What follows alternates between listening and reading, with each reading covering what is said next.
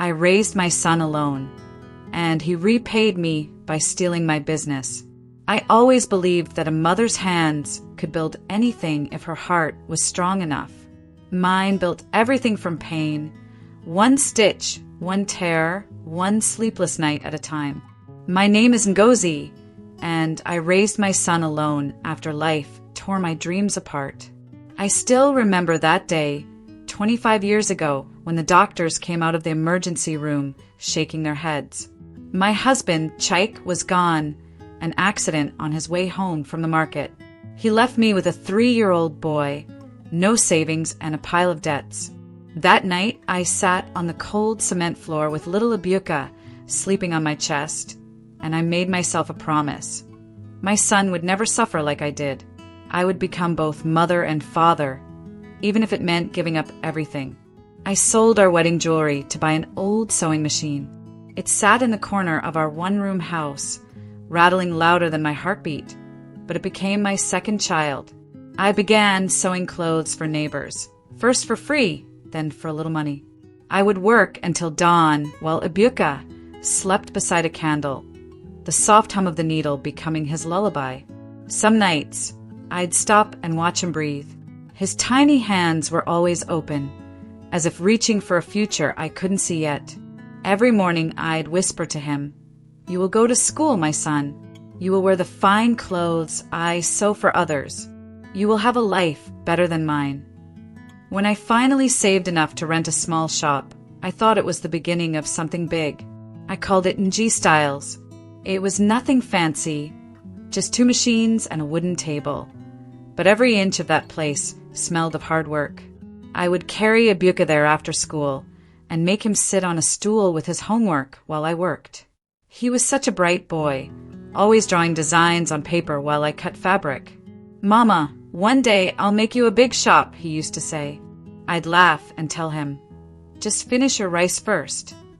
He grew fast, taller, sharper, and more ambitious than I ever dreamed. When he got into the university, I cried for 3 days straight. I didn't know how I would pay the fees, but somehow I did. I took on more customers, sewed wedding gowns for brides who couldn't even pronounce my name right, and skipped meals just to buy him textbooks. I didn't mind. I told myself every sacrifice was an investment in the man he would become. After he graduated, he told me he wanted to study business abroad. I thought my heart would burst with pride. My boy, the same boy who once helped me carry sewing thread from the market, was going overseas. The day he left, I pressed money into his hand and said, "Don't forget where you came from." He hugged me tight and promised, "I'll come back and make you proud, Mama." For years, we only spoke through video calls. He looked so grown, so polished in his suits, talking about management and branding. Every time he said, "our business," my chest filled with pride. I dreamed of the day he'd return and take over what I started. Then, one morning, I was in the shop measuring a client when the door swung open. It was him, my Abuka. Tall, handsome, confident, smelling of success. He dropped his bags and ran into my arms. I don't know how long I cried, but my tears wouldn't stop. He kept saying, "Mama, it's okay, I'm home now." He told me he had big plans for Ng Styles. He wanted to turn it into a brand that could compete with international designers. I couldn't even imagine that kind of world, but I believed him. How could I not? He was my son, my pride, my everything. The next few weeks were a blur of excitement. Abuka redesigned the shop, created a logo, hired younger staff who spoke fancy English, and even introduced me to digital payments. He called it modernization. Clients loved it. For the first time in my life, I wasn't worried about rent or bills. I finally had time to rest, to breathe, to enjoy the fruits of my labor. He'd come into the living room at night with his laptop, showing me numbers and graphs. "Mama, look at the revenue growth," he'd say, eyes shining.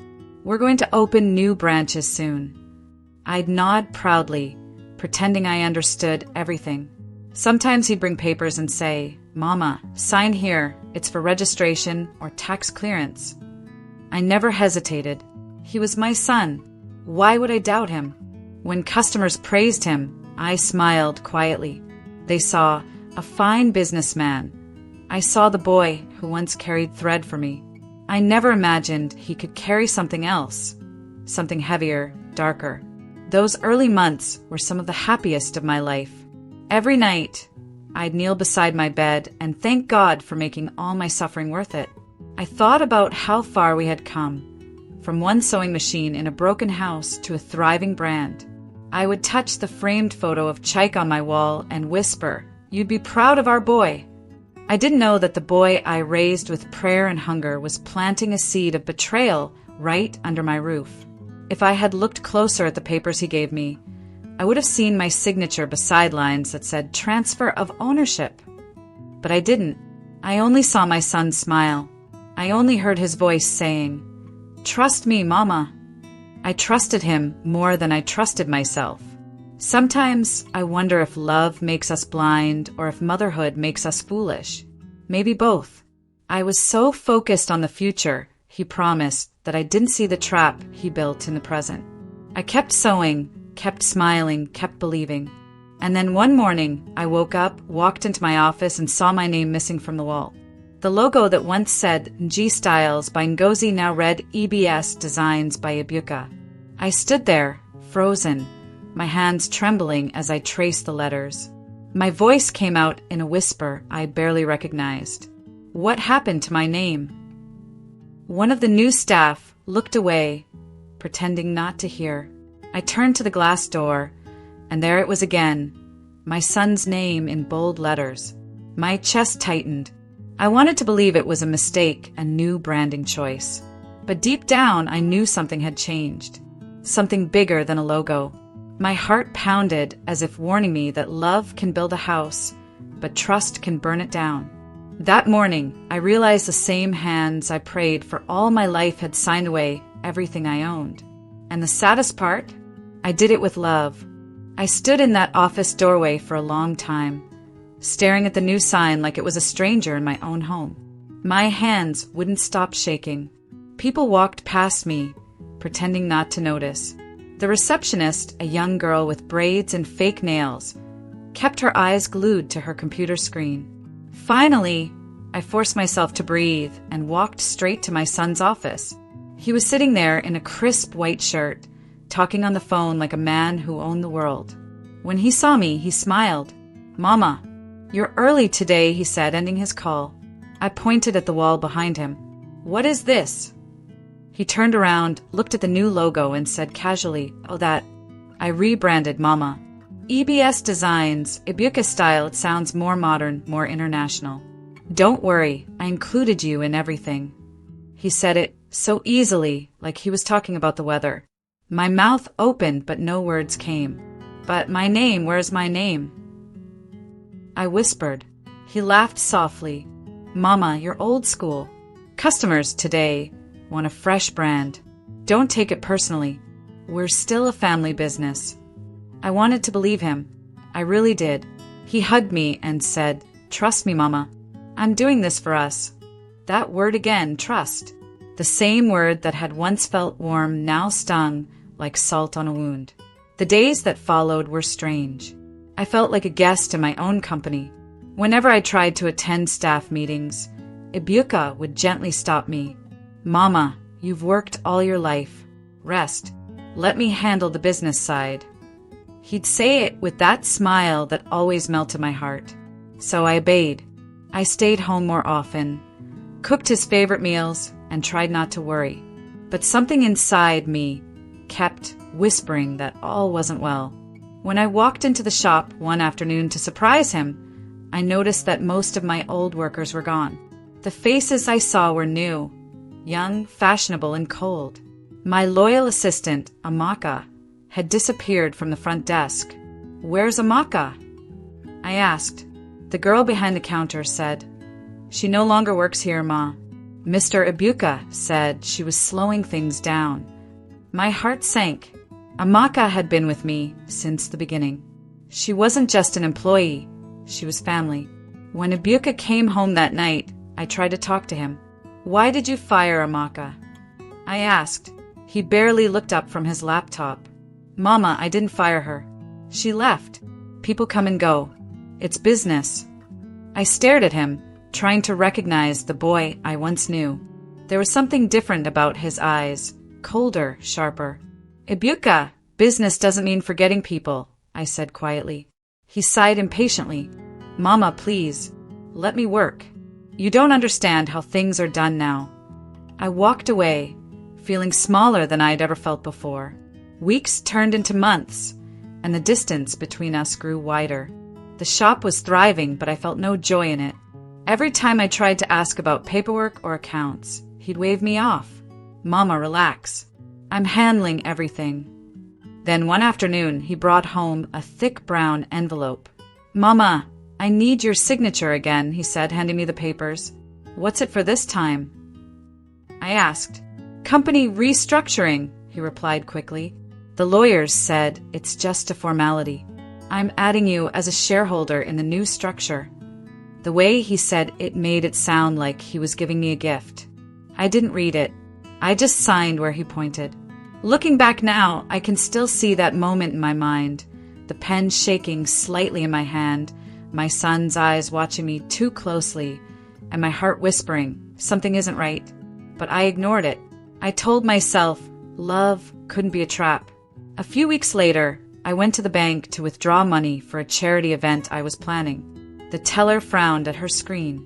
Sorry, Ma, this account has been restricted. You'll need authorization from the new account owner. I blinked. What new owner? She double-checked. It says here that Mr. Ibuka N is the sole authorized signatory now. My chest tightened.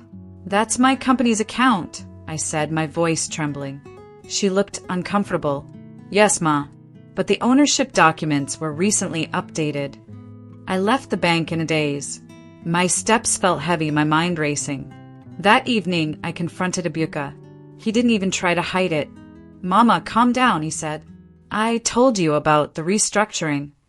I raised my voice for the first time in years. Restructuring? You took everything.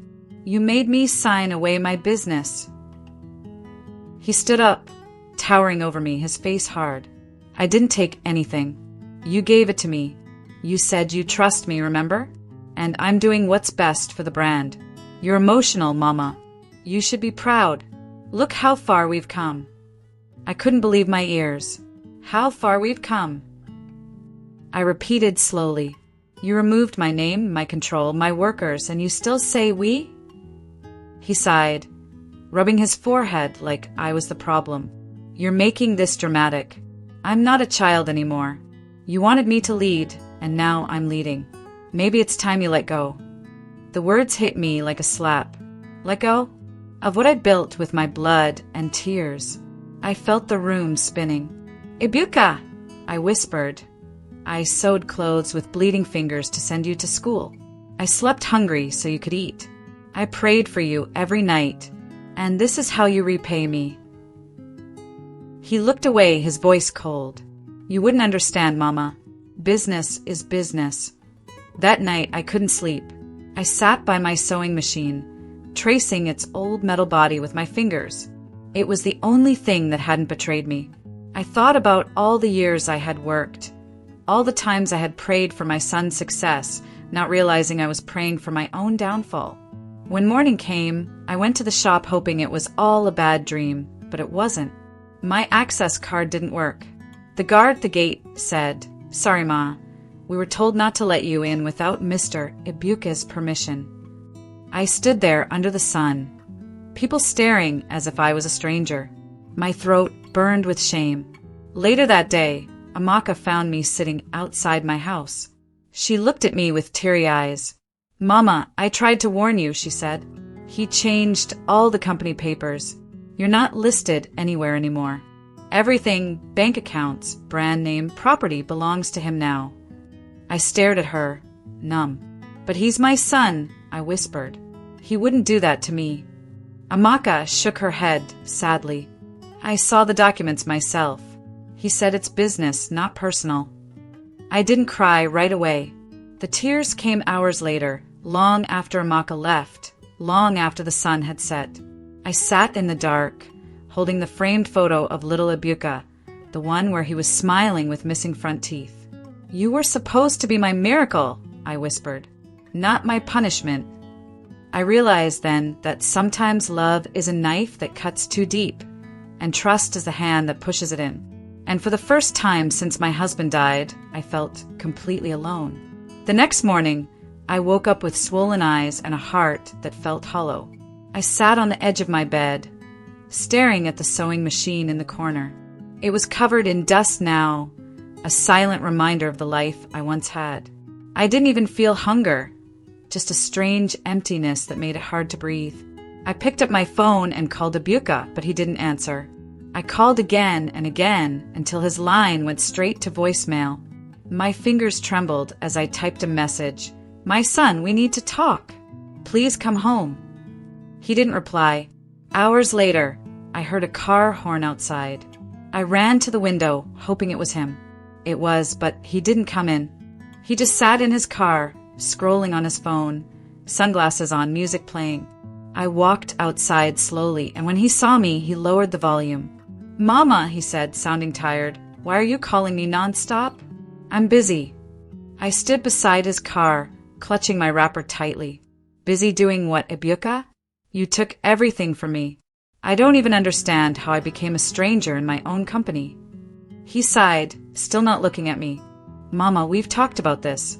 The business needed a new direction. I'm doing what's right for it." My voice broke. "Right for it, or right for you?" He finally turned to me, his face cold. "You know what? Maybe this is why I had to take charge. You think like a tailor, not a CEO." Those words sliced through me like a blade. "A tailor?" I repeated softly. "You mean the tailor who raised you when your father died? The one who skipped meals so you could eat?" He shifted uncomfortably. "Mama, don't start this emotional talk again. I'm trying to build something big here. You wouldn't understand." I felt the ground slipping beneath me. "You're building on my back," I said. "You're standing on the sweat of your mother." His jaw tightened. "Look, Mama, I'm not your little boy anymore. I've made my decisions. You can either accept that or stay out of my way."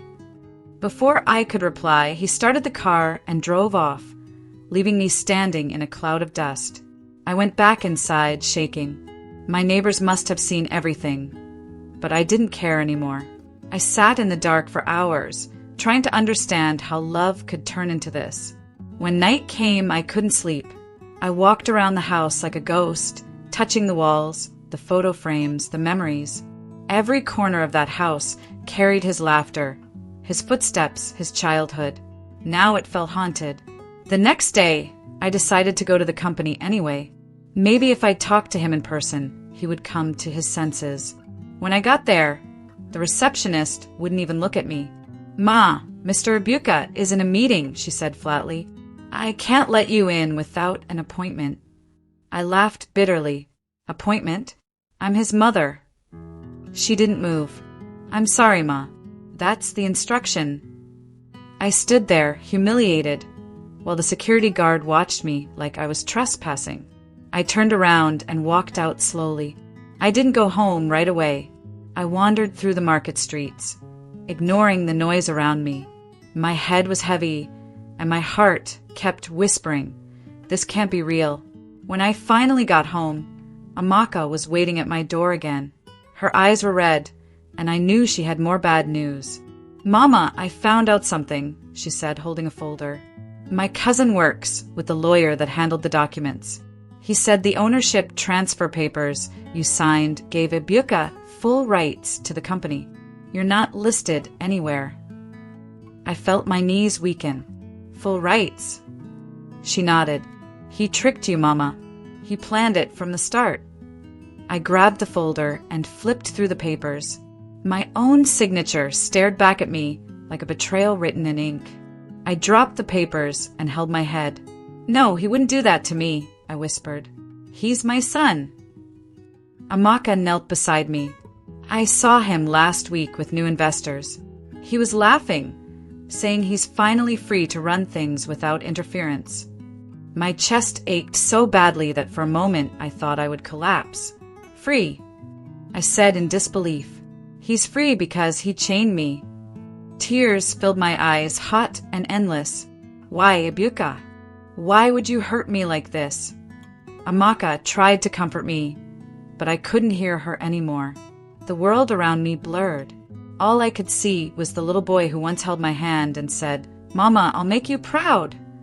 I had no husband, no business, and now no son.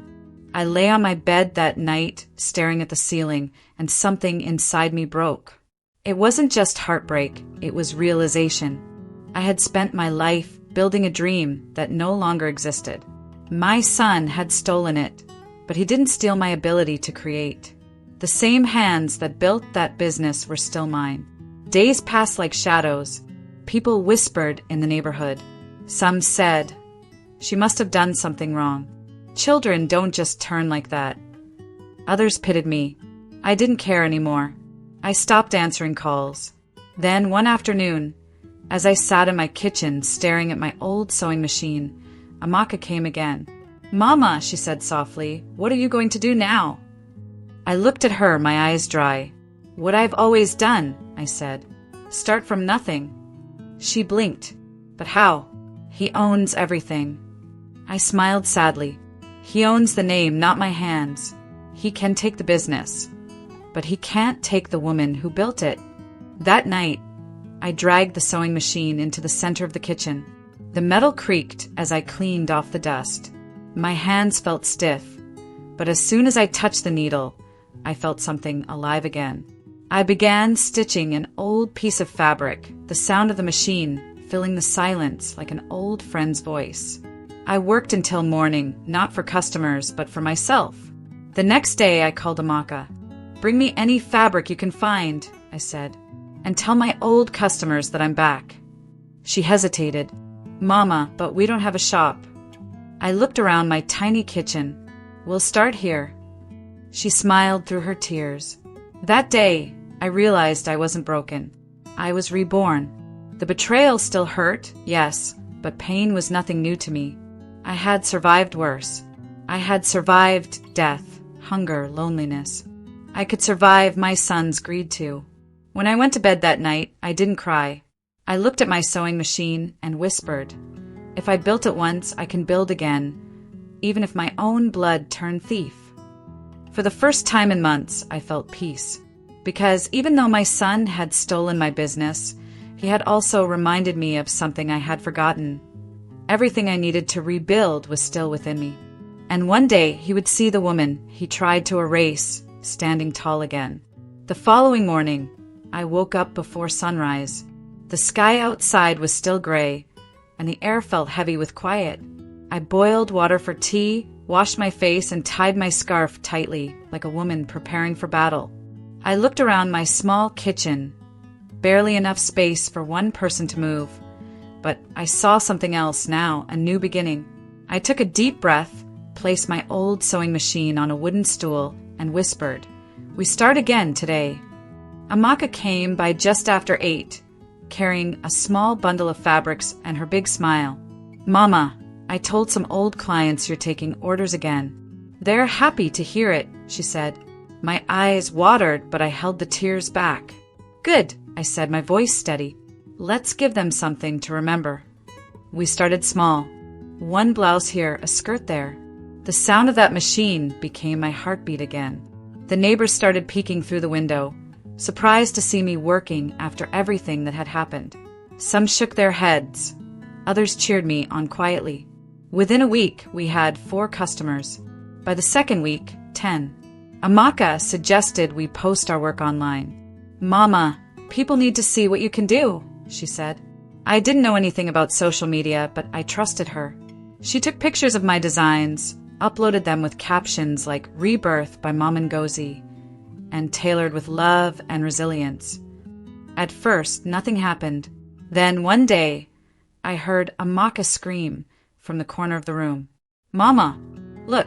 She showed me her phone. My designs had gone viral. Thousands of people were commenting, calling me the strong mother, the woman who rose again. My hands trembled as I scrolled through the messages. People were writing things like, "You inspire me, Mama Ngozi, and this is what real strength looks like." I sat down slowly, covering my mouth with my hands. I had been invisible for so long, and suddenly the world could see me again. Within a month, I started getting calls from women in other cities asking me to make clothes for them. Amaka helped me manage the orders, while I focused on sewing. Every night when I finally went to bed, I would whisper, "Thank you, God." I was tired, but it was the kind of tired that comes from purpose, not pain. My little kitchen became too small. One evening, Amaka came running in with her phone again. "Mama, someone wants to sponsor you." I frowned. "Sponsor me? Who?" She smiled. "A woman who owns a textile company saw your story online. She said she wants to invest in your new brand." I couldn't believe it. After all those years of struggle, help was finally coming my way. A few weeks later, I met the woman in person, a kind businesswoman named Funk. She said, "Mama Ngozi, I watched your interview online. The way you talked about rebuilding touched my heart. I want to help you open a small fashion house." I almost cried on the spot. "God bless you, my daughter," I said, holding her hands.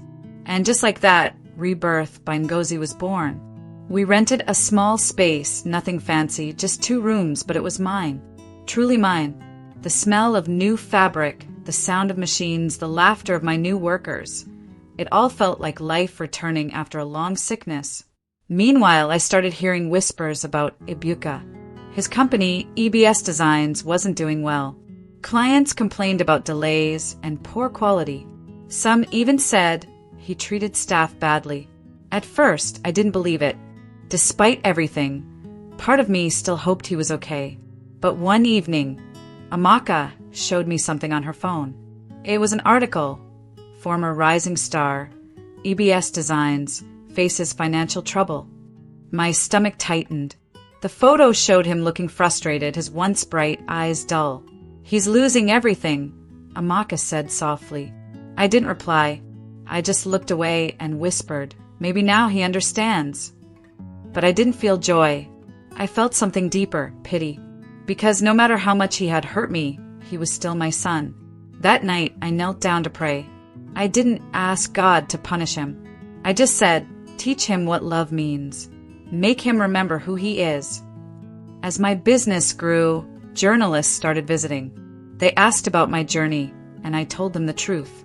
I didn't hide the betrayal, but I also didn't speak with bitterness. I said, "Yes, my son took everything, but God gave me back more than I lost." Pain is sometimes the seed of power. The video of that interview spread fast. Soon, magazines were calling me the woman who rose again. One headline read, "From betrayed mother to fashion icon." I laughed when I saw it. I never dreamed of being an icon. I just wanted to survive. A few months later, I opened a bigger shop. Customers lined up outside, eager to buy something made by the mother who never gave up. My new employees adored me, and I treated them like my own children. Sometimes, when I watched them laughing and working, I'd think about how Ibuka's company used to be filled with that same joy before greed took it away. I didn't tell anyone, but sometimes I'd sneak online just to see if he was okay. His social media had gone quiet. No posts, no new designs, nothing. The silence said it all. One evening, after closing the shop, I sat outside watching the sunset. The orange light painted the sky like a promise of peace. Amaka sat beside me, smiling. "Mama, you did it. You really did." I chuckled.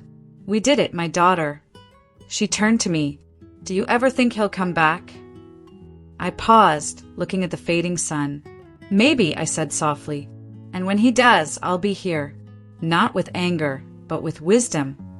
The following week, a newspaper published a story comparing EBS Designs and Rebirth by Ngozi. The headline read, "Mother's brand overtakes son's empire." The irony wasn't lost on me. The son who once told me I was too small for the world had now been overshadowed by the same woman he betrayed. I didn't gloat. I just smiled and went back to work. Sometimes at night, when I turned off the lights in the shop, I would look around and whisper, "He took my name, but I took back my power." The sound of those words comforted me more than I can explain, because for the first time in a long time, I knew who I was again. I wasn't just Ibuka's mother or a victim of betrayal. I was Ngozi, the woman who built, lost, and rebuilt. As the months rolled by, my brand expanded beyond what I ever imagined. I was invited to speak at women's conferences, to share my story with others who had been broken and wanted to rise again. Every time I stood on those stages, I told them the same thing. Don't let pain define you. Let it refine you. The audience would always applaud, but I wasn't doing it for applause. I was doing it for every mother who had been betrayed by her own blood and still chose to live. And as I returned home each night to my quiet house, I would sometimes glance at that old sewing machine in the corner, the one that started it all. Its metal was scratched, the pedal squeaked, but it was still standing, just like me. I would smile and whisper, "We did it, old friend. We rose again." It happened on a quiet Monday morning. The shop had just opened, and I was adjusting a mannequin when I heard a familiar voice behind me say, "Mama!" My hands froze midair. That voice, I hadn't heard it in months, but it still carried the same weight in my heart. I turned slowly, and there he was, Ibuka, my son. He looked nothing like the man who once stood tall in polished suits and confidence. His clothes were wrinkled, his eyes sunken, and his shoulders bent like someone carrying years of regret. For a moment, neither of us spoke. The only sound was the soft hum of sewing machines in the background. I felt my throat tighten, my heart beating faster. He took a few hesitant steps forward and whispered again, "Mama, I'm sorry." I wanted to move, to say something, but my legs wouldn't obey. Amaka came out from the back room and froze too. Her eyes widened. Then she quietly slipped away, closing the door behind her. It was just the two of us. Ibuka's voice broke as he spoke. "Mama, I lost everything. The investors pulled out, the clients left, and the company is gone. I tried to fix it, but everything I touched turned to dust. I didn't know where else to go." He sank to his knees right there on the floor. My heart clenched. I wanted to be angry, to remind him of what he did to me, but seeing him like that, broken and lost, pulled at something deep inside me. I walked toward him slowly. "Stand up, Ibuka," I said quietly. He shook his head. "No, Mama. I don't deserve to stand before you." Tears streamed down his face, the kind that come from true regret, not pride. "You gave me everything, and I threw it away. I thought I was smarter, better, stronger. I let greed blind me. I forgot who I was. I forgot who you are." I stared at him, the same boy who once clung to my leg as a child, begging for sweets. Now he was a man on his knees, begging for forgiveness. My voice trembled when I finally spoke. "Ibuka, do you know what hurt me the most? Not that you took the business. Not that you left me with nothing. What broke me was how easily you forgot the hands that fed you. You didn't just take from me, you erased me." He covered his face, sobbing harder. "I know, Mama, and I've lived with that every day since Darel. Everyone loves you. You became everything I wanted to be." I smiled sadly. I became what life forced me to become. Success built on pain is still success, but it tastes different. You wanted to rise quickly. I learned to rise slowly. That's the difference. He wiped his tears and nodded. "I wish I had listened to you." I placed a hand on his shoulder. "It's not too late to listen now. Life will always give you a second chance, but it won't give you back lost time. You have to decide what kind of man you want to be from here." He looked around the shop at the fabrics, the workers sewing, the laughter in the air. "This place feels alive," he said quietly. "It feels like home." I took a deep breath. That's because it was built with heart, not pride. Pride builds walls. Love builds bridges. You built a wall around yourself, Ibuka, and when it collapsed, you were trapped inside. He nodded, his lips trembling.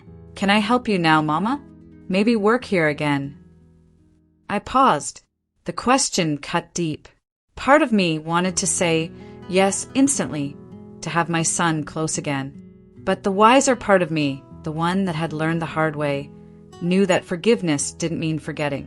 Ibuka, I said softly, I love you and I forgive you. But this business, it's something I had to build again from ashes. I can't hand it over to you. Not yet. You need to rebuild yourself first. Find who you are without taking from others. He nodded slowly, tears falling again. I understand. I smiled faintly. You're still my son.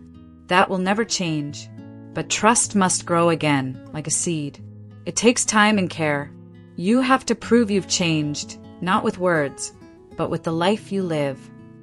He stood up, wiping his face. I will, Mama. I promise. He looked around one more time, his eyes soft and full of something I hadn't seen in a long time. Humility. I'm proud of you, he whispered. You're stronger than anyone I know. I smiled. Strength isn't about not falling, Ibuka. It's about getting back up when everyone expects you to stay down. He nodded and started walking toward the door. Before he left, he turned back and said, Mama, can I come visit sometimes? Just to see you. My voice softened. You never stopped being welcome in my life, only in my business. He smiled faintly, the first genuine smile I'd seen on his face in years. Thank you, he said, and then he left. I stood there watching him walk away, my heart heavy but light at the same time. That evening, I sat outside the shop with Amaka, sipping tea. She asked, Mama, did you forgive him? I nodded. Yes, my child, because forgiveness is freedom. It doesn't mean trust is restored, but it means my heart is free. She smiled. You're a good woman, Mama. I looked at the setting sun and said, No, Amaka, I'm just a mother. As the sun dipped below the horizon, I thought about everything that had happened. The love, the betrayal, the pain, and the rise. Life had tested me in ways I never imagined, but it had also shaped me into something unbreakable. I went back inside, turned off the lights, and looked around the shop. My workers had gone home. The machines were silent, and the air smelled of fabric and dreams. I touched one of the mannequins gently and whispered, We did it! Outside, the wind rustled softly, carrying with it the echoes of old wounds that had finally healed. I didn't know what the future held for Ibuka, but I knew one thing for sure. He had learned the hardest lesson life could teach, that love, once betrayed, can forgive but never forget. I turned the key in the door, locked up, and smiled to myself. He stole my business, I murmured, but he could never steal my spirit. And as I walked home under the quiet night sky, I felt something I hadn't felt in years, peace.